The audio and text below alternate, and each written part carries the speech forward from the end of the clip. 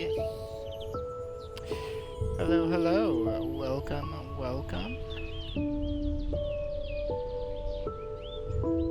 So we're coming back at a little let's play here of Life as a Farmer. I'm gonna go ahead and mute these notifications, get set up, check my audio. Everything sounds good. So as you can see, it is raining in this world, and and it's all clear, all clear. Alrighty, so last we left off, we were just tinkering a little bit with our pumpkin pie vending machine. Now we did have minecarts here, and I found out even though that this is pointed this way at the repeater, for some reason it was dumping the pumpkin pie into the minecart on the bottom right here. So that seems to be some sort of glitch, and so instead I simply just placed a barrel facing this way and pushed it into position with a piston, since I'm on Bedrock Edition and we can actually move barrels and chests and hoppers and all sorts of things with pistons. So we have a little bit of an extra ingredients barrel for some of the items that we just kind of have overflow in. And then a pumpkin pie barrel, so like extra pumpkin pies. Sometimes I just like to keep a stack only. And as you can see, we are getting a lot of good use from our new pumpkin greenhouse little Allay guy over here, and I just really love this thing. I like to see him kind of work, go up and down here. I should make the paths a little bit maybe more symmetrical, but I think it's great. Let's go ahead and sleep. It's time to sleep, time to sleep. So yeah, it's kind of nice just to run around a little, managing our little farms. There is some automation, as you can kind of tell. We're starting to get into that realm a little bit, and then we still have our fairly like semi-automatic farms that we have to kind of maintain. Which is nice because it gives us something to do in this little farming series. Just managing these fields a little bit. Sometimes it's just as simple as making sure your carrots are plotted. And then sometimes you just want to harvest all and go ahead and replant. And it's quite peaceful. It's quite it's like one of those like slightly repetitive tasks, but it's kind of fun just to do. When you like over automate, sometimes it you kind of break the game a little, you know? It's like, how do you get 1,000,000 potatoes? Well, you just AFK for an hour, right? You built a farm and now you AFK forever, and a lot of times you don't really need 1,000,000 potatoes, you know? You just... This one field, if I ever need potatoes, I just go ring the bell, and then boom, boom, I have plenty of potatoes. Like, and as you can see, we have quite a bit stocked up here. We haven't been cooking them as much since we got the pumpkin pie machine. We've been pretty much only eating dessert. Yum yum. No, but for real, it's a good food source. It's pretty decent. And we got a bone meal farm, which I forgot to show off in the last episode. If you did watch the last episode, thank you. It was a bit of a longer one. I'm trying to keep these videos slightly shorter, but if you do like the longer form content, maybe an hour instead of 30 minutes, let me know. If you like the shorter ones, just give me some feedback. I think that would be pretty solid. So, we have been busy. We've been busy. We have been busy, so let's go ahead and just take a... Well, actually, I might get to my big reveal of what we've been busy doing at the end of this video, but for now, let's just do a sneak peek and kind of show you some of the loot I got. I feel like it's going to give it away, but here it is. So we do actually have music discs now, which means we are one step closer to cloning these Allays. Oh, pop. I like it. It's just cool. And seeing the Allay, just kind of toss them in. It's nice. I might add some beehives up here and just some particles or something. Give this little greenhouse a bit more of a good vibe. Some bees, flowers, just having them all in there. I might even have a automatic honeycomb farm and just combine them with another Allay to collect all the honeycomb. Because honeycomb is one of those weird ones where for whatever reason, when you shear a honey, it like does not behave properly. Like the honeycomb just shoot out everywhere, and it makes it kind of hard to create a fully efficient honeycomb farm. There are ways to kind of do it with minecart hoppers, but I think the easiest way to do it is just to have an allay pick them all up. So it's just gonna explode a bunch of honeycombs across this greenhouse, and maybe we have another allay just in there picking him up, and he'll just be sinking and put him in the same chest, and you know, that's fine. That's totally fine. But anyways, that is a project for another day. Today we need to focus on actually cloning our Allays, which means we are on the hunt for an amethyst geode. So we're taking a little bit of a break from the farms. My carrot field, I hope you are doing well. And we're gonna go ahead and try to mine up some amethyst geodes. So to do that, I basically read Y levels is, let's see here, -58 and 30. So anywhere between -58 and 30, we have chances of coming across some amethyst geodes. I know my little brother ran across one once, but I have no idea, like, where, you know? I saw it, like, once off in the swamp forest area, like, just randomly, and I was trying to, like, look again and see if we can find it, but we just didn't. So instead, I'm just going to go ahead and try to use some TNT for a bit, and we do have some TNT, as you can probably tell here. I'm clearly a pro, right? So we're just gonna go ahead and mine over, plop some TNT down, trigger, and we're just gonna be digging a hole, basically. Now, I could go straight downwards. I feel like that's a good option. Is a good option. Do I want to just do that?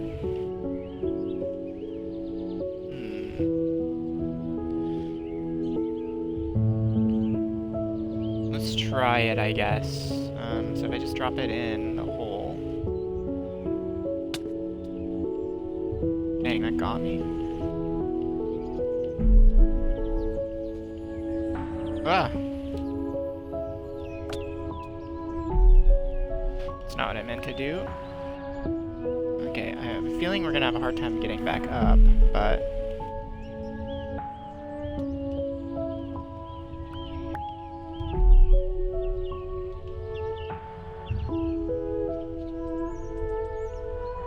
should I just go ahead and place my water now? I guess so.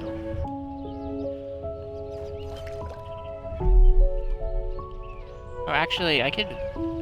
it looks like I could actually just move up every time with water, so... we're just gonna dig straight down with TNT, just kind of repeating this process. Maybe I should get a shield. But we're just gonna be breaking our ankles a bit.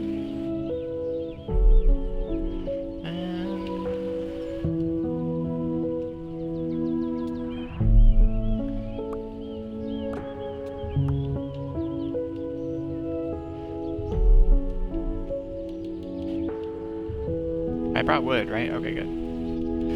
Let's make some torches, because we need some torches.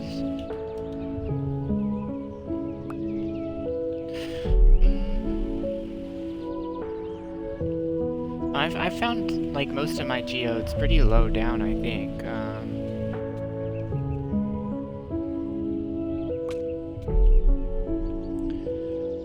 So I don't know, we're just gonna keep doing this process. It's kind of a weird one, but, you know, I think it works.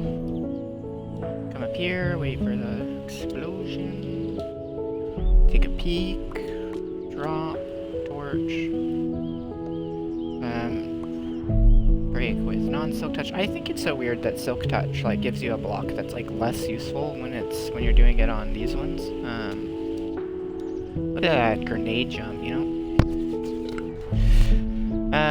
So I said, let's see again, -58 to 30. So we're just gonna keep going down and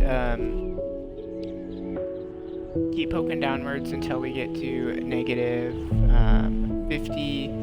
I suppose this might just become my little, but my armor is so close to just getting wrecked. It's probably gonna break here. But yeah, so I kind of did want to do a little mine shaft, actually, and kind of cool thing is the TNT explosion is opening like 3x3 chunks, which is kind of nice because, let's come over here. It's kind of nice because I feel like glass like portals might be nice to do. Okay, so we did jump into a cave here, which is kind of to be expected, I suppose. Let's go ahead and just torch this place up a bit. I really should have crafted a shield. Oh shit. I'll take some redstone though, that's for sure. I think I just ran past a diamond. Or is that, oh, it's that thing. That fools me every time. Okay, let's go ahead and just grab some of this stuff.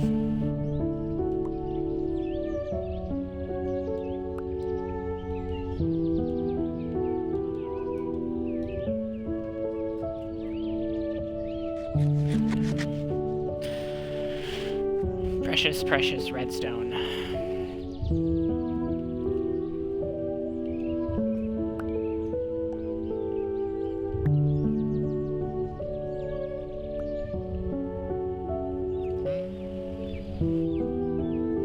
I'm already getting a little carried away. I need to remember where my blast chamber is. This should be it.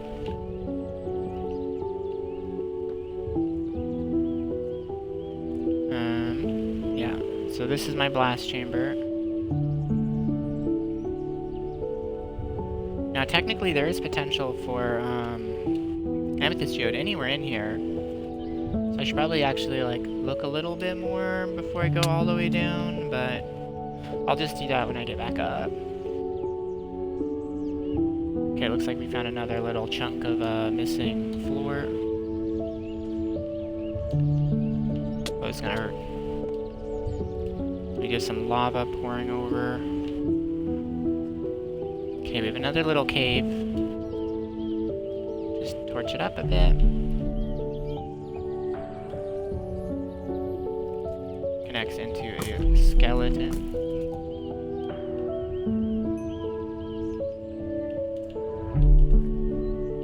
Is that what I think it is?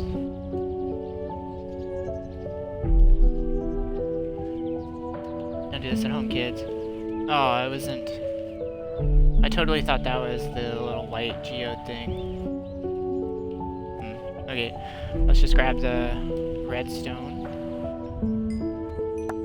and skedaddle. Oops. Wanted to silk touch that, not fortunate yet. I'm gonna fortune most of this stuff when I get back home is the idea. Okay, I don't see any geode here, so we're gonna keep digging straight down. Let's just go ahead and collect our TNT. We don't need cobble deep slate. We certainly don't need silk touch version. Okay, what's over here?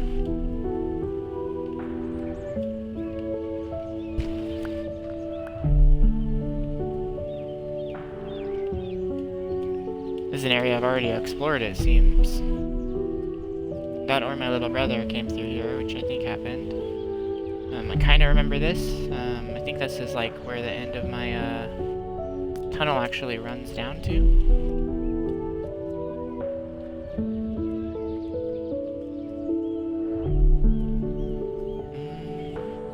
I just lost my blast chamber too. I'm a bit lost now. It's kind of unfortunate.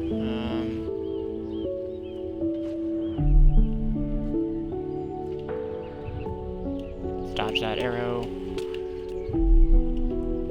I'm gonna leave them alone. They seem mean.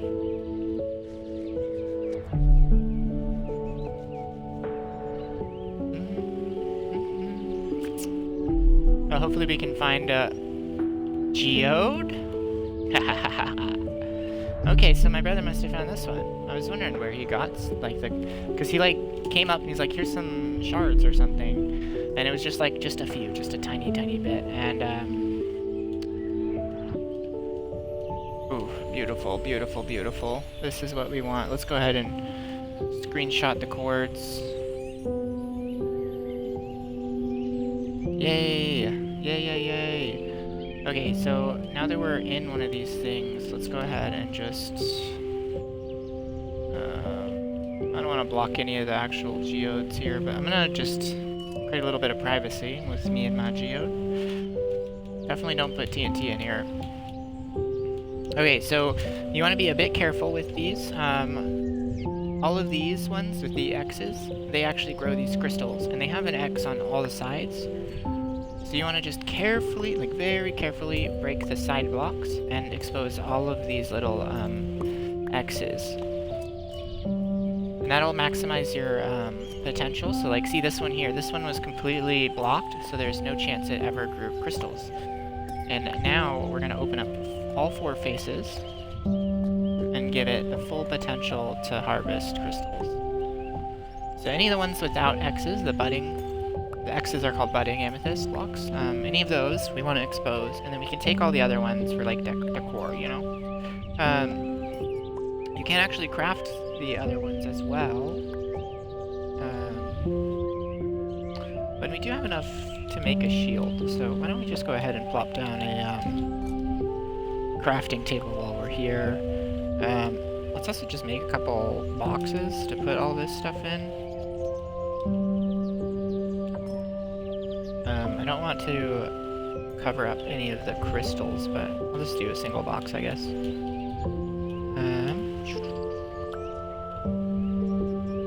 There we go. Okay, let's continue opening up some crystals. Very carefully. So, saw that one grow. So, another thing, so these are all tiny, so if we try to harvest them right now, we won't get anything out. Ooh, that one's double stacked. So it's not worth breaking this one, because that only exposes a single other face. So you want to just allow the double stack to happen. And then these two are going to be competing for a spot, I guess, but that's fine. Hopefully I don't break any. When you have a good pickaxe, it's really hard, like, you know, because they break so fast, like a single trigger pull. Like, if you're there too long, you break it and you lose it forever. Like, these can't be, there's no way to make these. And you can't push them with pistons. There's no way that I know of to actually obtain these blocks. I really wish there was. Maybe I wish there was, because part of me would love to just take these home and create a proper room that just simply grows crystals. I think that would look really nice. But maybe it's a good thing that we can't actually move them and create farms. Like, we have to actually create the farm at the natural spawn location. I don't know what's best, to be honest.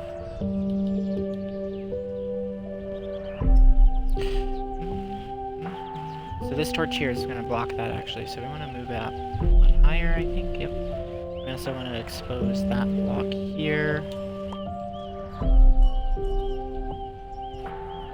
Beautiful, beautiful.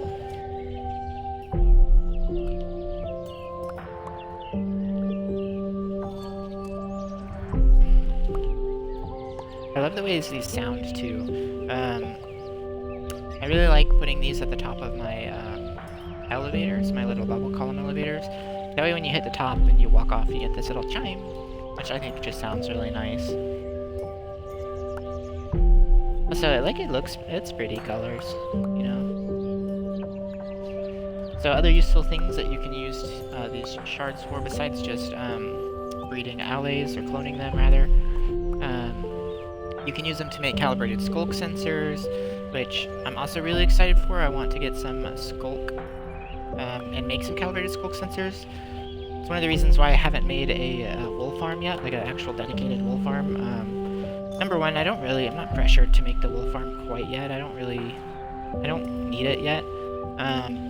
But number two is, the one I want to make is a wireless wool farm that I've designed, and it uses calibrated skulk sensors to trigger. So instead of doing observers, you can actually just have calibrated skulk sensors, and you can calibrate them with a completely full composter.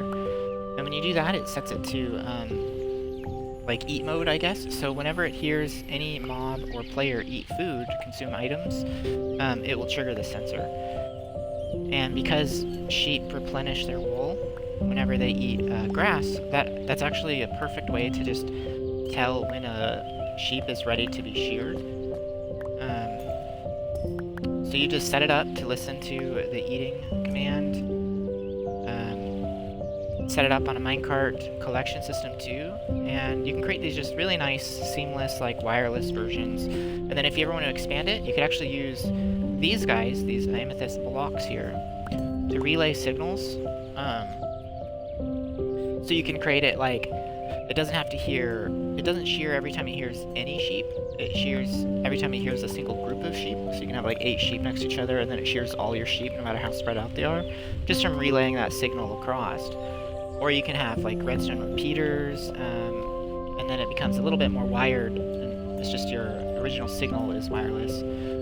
But you could also just set up relay stations with these, kind of like telephone wires, and if you put calibrated skulk sensors and relay stations, what it'll do is it'll say, hey, we heard a sheep eat grass, right? And then it'll send a signal out, relay it with the little chime to all of the other stations, and it'll be like, hey, send signal 8 to, you know, across the way. And then it goes ahead and sends signal 8 using that little like cell phone system that you kind of make for your redstone. And I just think it's a really cool farm. I like the observer ones. They're classic, easy to do, easy to obtain, but the wireless ones just have such a nice appeal for it. Look at all those X's we're exposing. Beautiful. I have seen some people mention that it's best to actually like flood this entire area with water. Maybe they put a conduit down here too. I don't really understand. I think the idea is just so your mining speed is slower, so you can still use your good fortune pickaxe. And then the water kind of controls your mining speed, and then I guess you also have the benefit of just being able to swim over to all of these.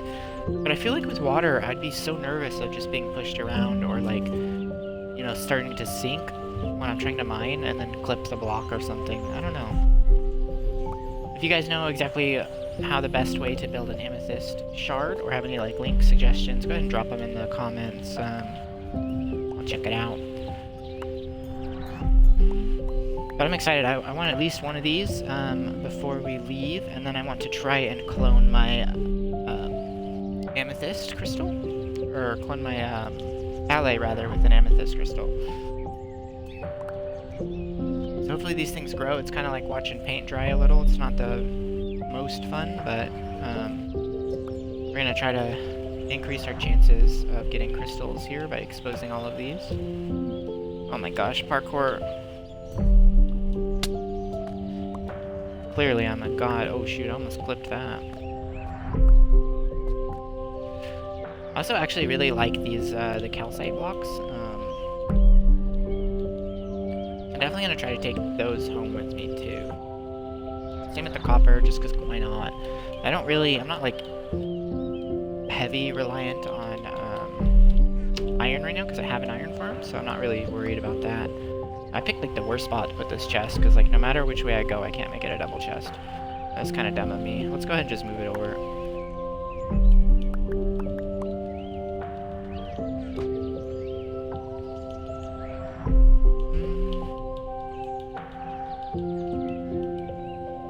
Okay, I think that's pretty much all that was in there. Maybe some of this, I guess.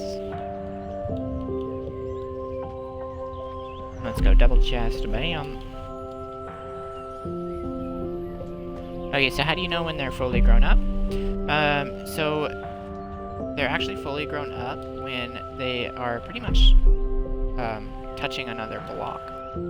So you could actually just put a block there, and then when this crystal gets pretty close to this block, it's fully grown up. Like that one looks like potential, but I think it's like mid-stage, so let's go ahead and just check it.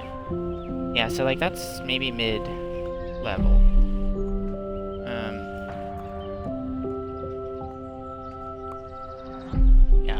you're also wondering how I got so much gunpowder, I think you kind of already know the answer from the music discs, but yeah, we got some gunpowder somehow. That might have to be another video.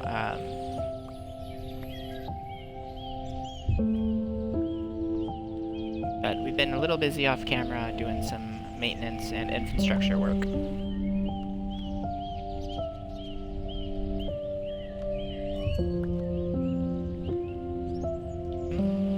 So I'm trying to stay true to the 20 to 30 minute video marker.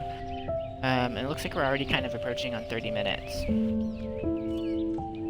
Not only that, we're just watching crystals form, right?